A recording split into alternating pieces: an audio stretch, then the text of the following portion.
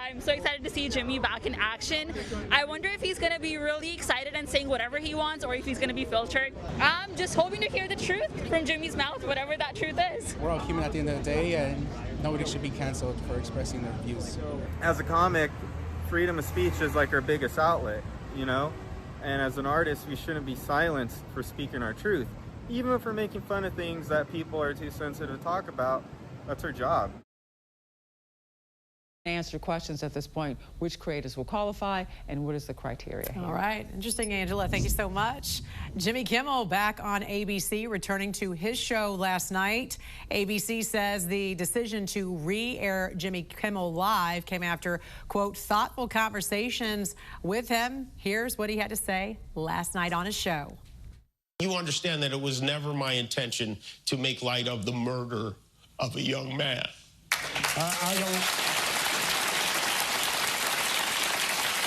I don't think there's anything funny about it, but I understand that to some that felt either ill-timed or unclear, or maybe both. And for those who think I did point a finger, I get why you're upset. Kimmel's show was suspended last week for his controversial false comments about the assassination of Turning Point founder Charlie Kirk. Our parent company, Sinclair Broadcast Group, did not air this episode, and for the time being, Sinclair will fill the time slot with news programming. CNN's Harry Enton is here to run the numbers for us. Like, at this point, I don't think we have the ratings for TV numbers. No. But you've been looking online and...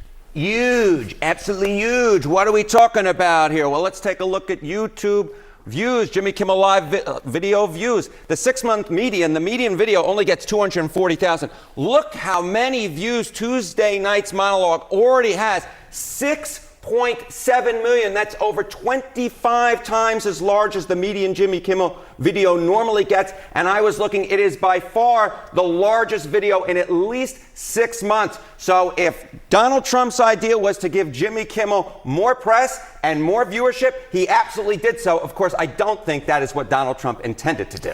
Do you have any sense beyond YouTube of just how big his appeal may have been? Like, a lot of people wanted to clearly watch this from all facets of, not just in America, but you know, this is from around the world. That's exactly right. So we got this 6.7 million. I will note that that number is up already about 700,000 from the last time I checked, which was about an hour ago. But take a look here.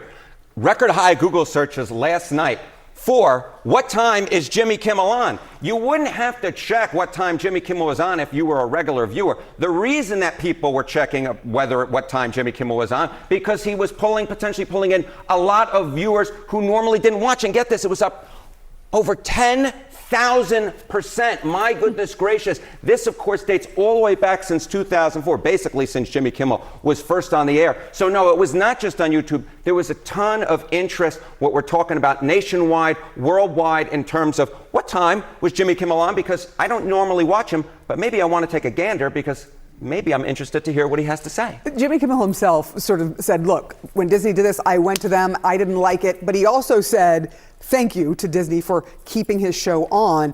Is there any indication that Disney has something to be happy for? He even plugged, go to Disney Plus, here's how to, you know, as a joke, but here's how to like re-up your subscription. Yeah, I think there were a lot of people, especially on the left, who are upset at Disney for suspending Jimmy Kimmel. And we saw Google searches last week for boycotting Disney and canceling Disney Plus go way up. But take a look here. Google searches versus last week's peak. Boycotting Disney, down about 75% as of last night. How about cancel Disney Plus? Down about 75% from its peak. So the bottom line is this was great for Jimmy Kimmel in terms of what we see so far on YouTube. It's probably going to translate to the ratings. And also Jimmy Kimmel's return is good for Disney because all of a sudden people aren't so interested in boycotting them or canceling their Disney Plus subscription. So it ends up being pretty decent for Disney's bottom line, bringing Jimmy Kimmel back to the stage. Disney has asked me to read the following statement. To reactivate your Disney Plus and Hulu account.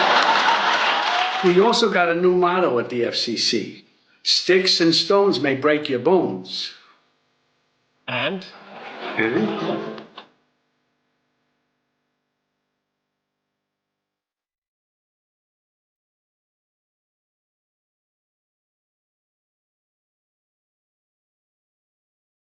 Is that giving the bully your lunch money doesn't make him go away. The only phrase that can genuinely make a weak bully go away, and that is, F you make me.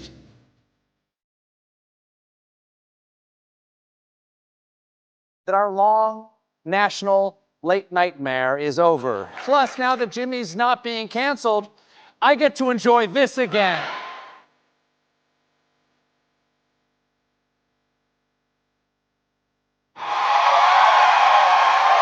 You asked Americans if the president should be dictating what TV hosts can and can't say. You'd get about 3% positive and 97% negative.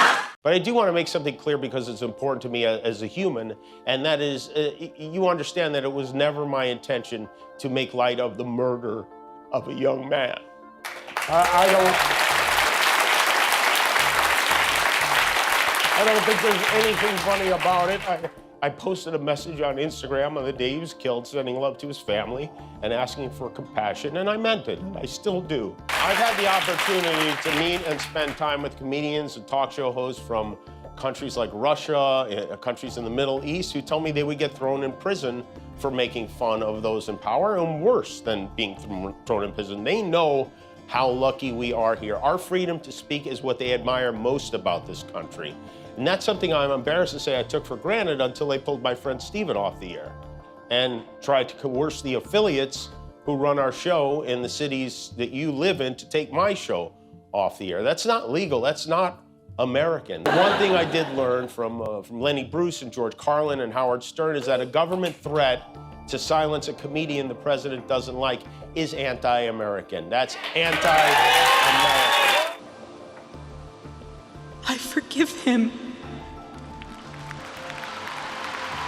If you believe in the teachings of Jesus as I do, there it was. That's it. A selfless act of grace, forgiveness from a grieving widow. It touched me deeply. The president waited more than a day to weigh in on Disney's decision to bring Kimmel back, which was kind of a conspicuous silence. He waited until an hour before this show aired, essentially trying to preempt whatever Kimmel was going to say. And the president's message was one both of disbelief, but also intimidation. And just to take it piece by piece, the president saying the White House was told by ABC that his show was canceled. Something happened between then and now because his audience is gone and his talent was never there. So the president saying there for the first time that the White House was somehow involved in these discussions about ABC and suggesting that they were told something completely different from what Disney was saying publicly, which was that this was a suspension. Now, the president goes on to write, he is yet another arm of the DNC, and to the best of my knowledge, that would be a major illegal campaign contribution. I think we're going to test ABC on this. Let's see how we do. And then pointing to the $16 million settlement that he received from ABC in their defamation lawsuit last year.